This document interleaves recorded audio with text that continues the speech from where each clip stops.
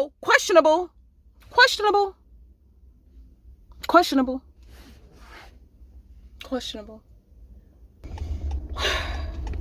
Anyway, it was fun.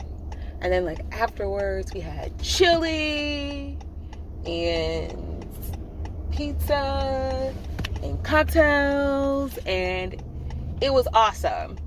Y'all should totally come to the Hollywood Parade next year. Like, come and have a good time. I'll probably be in Vietnam next year for I probably won't be there because I prefer to be south of the border, south of the equator in the wintertime. When it's wintertime here, I prefer to be south of the equator because in December, I'm gonna tell y'all something. In December, in the month of December, as an American, it ain't nothing like laying by the pool in the warm sun with a glass of lemonade, you know, if you don't drink, or a cocktail if you do drink. It is just, I cannot express how great it is. It is so good. And that's what I want next year in 2025. I want to be by the pool on December 1st. But, you know, who knows? I'll look back on this day. And everybody will look back on this day with me. And we will say, you made it to Vietnam, because I have faith. Because you gotta have faith, the faith. I gotta have faith, the faith. Babe, oh, come on, go, sir. Listen, this lane is about to run out. What you doing? Come on now. I can't stand it. Listen. You gonna try to get over? Don't you try to get over either. Don't you even think about it. I gave you an opportunity. I gave you a little toot. I gave you a little beep. I'm like a completely different person when I drive sometimes. It's questionable. It's definitely questionable. Not only that, there is a part of me in my life right now that is very frightening because I'm starting to have these thoughts. These very strange, weird, unusual thoughts that I've never had. If you know me, you know I don't like cats. I'm a dog person. I love dogs. Dogs is my things. I grew up with dogs my whole life. I've always had dogs. But recently something's happening to my brain where I'm starting to think like, oh, cats probably ain't that bad. And it's worrying me because I'm like, I knew I would never become a cat lady. I know that's not the faith that the Lord has for me. I know he don't want that in my life. I know he don't want me to be a cat lady. But I've been thinking about cats, and it's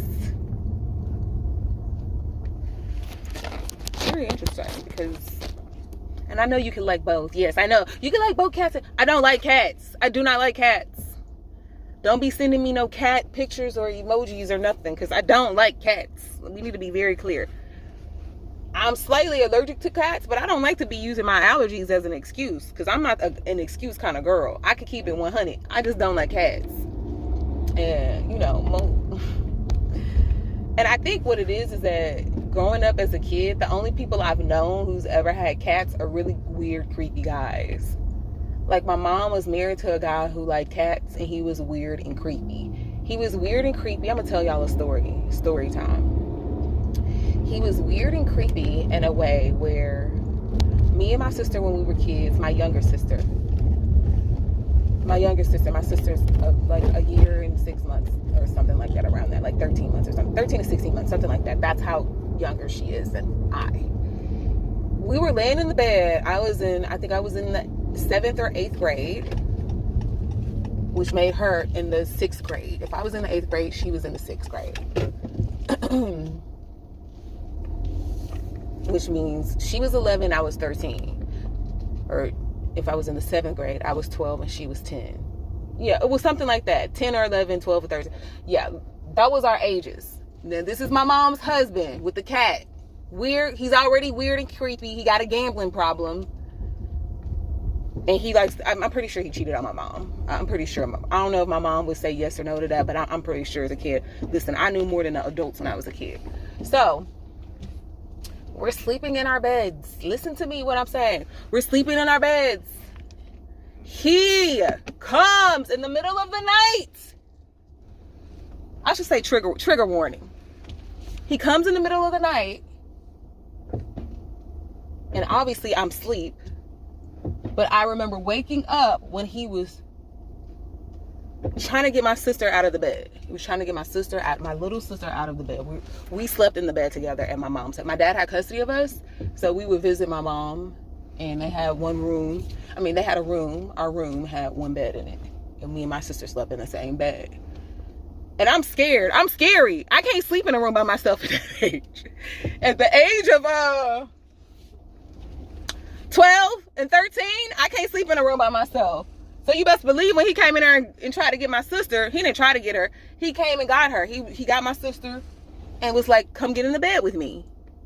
This grown ass man, my mom's husband. I don't know if my sister, I've asked my sister about this too. I've asked my sister about this many times in our life. I'm like, do you remember that? I will never forget it. I can remember it like it was yesterday because it was dark. It was dark. And I was guided by the midnight light. It was dark in our room. It was completely dark. But when he opened up the door, I seen him. And he came and got my sister and took her in the room with him to go sleep with him, I guess. Like, I guess he was scared of the dark just like me, maybe. But guess what? I can't stay in a room by myself, so 2 minutes after she was gone, I started seeing ghosts in my head. I didn't know what was going on. Not to mention I was angry. I'm like, what the hell is he doing with my sister? What the kind of creep-ish is this? Catman. So, obviously, I leave the room, and I go into the room with my mom's husband and my sister. And it's my mom's husband, it's my sister, and I lay next to my sister on this side. Apparently, my sister is not as scary as me. My sister is not as scary as me. Because my sister, I can't tell you how long we were in there. But if I had to guess, I would say it was somewhere between 10 minutes to an hour. Maybe less. Maybe 10 minutes to 45 minutes. And my sister got up and left me in this room by myself. She went back to our room. And now I'm laying in there with my mom's husband by myself, the cat man. I'm laying in there with the cat man. And then maybe 15 minutes later, I was just like, I'm not finna lay in here with the cat man. And then I go back in the room with my sister. And that was that. That's how that went. I was like, did he touch you? Did something happen? My sister said no. So, I don't know. I'm going to tell you something. No, I used to be a school teacher. I've babysat many children in my life. I have never, ever, ever in my life wanted to go into a room with children and take them out of the room from where they sleep. So, questionable.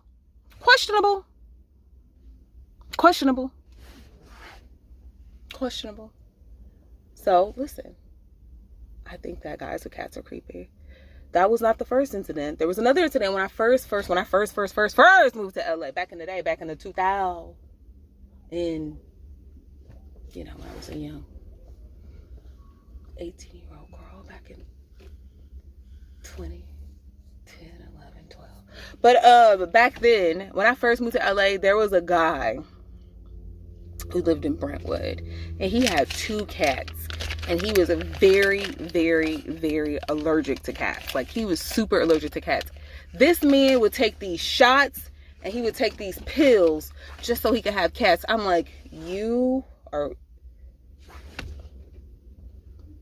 is it that serious? Like, I don't care. It's creepy to me. I think it's weird when, like, literally, and it didn't work. Just for the record, every time I seen him, his face was red. His nose was always stopped up and running. So I don't know why he was taking the medicine, but the medicine didn't work. And he was just like, these ain't even my cats. These are my ex-girlfriend's cats. And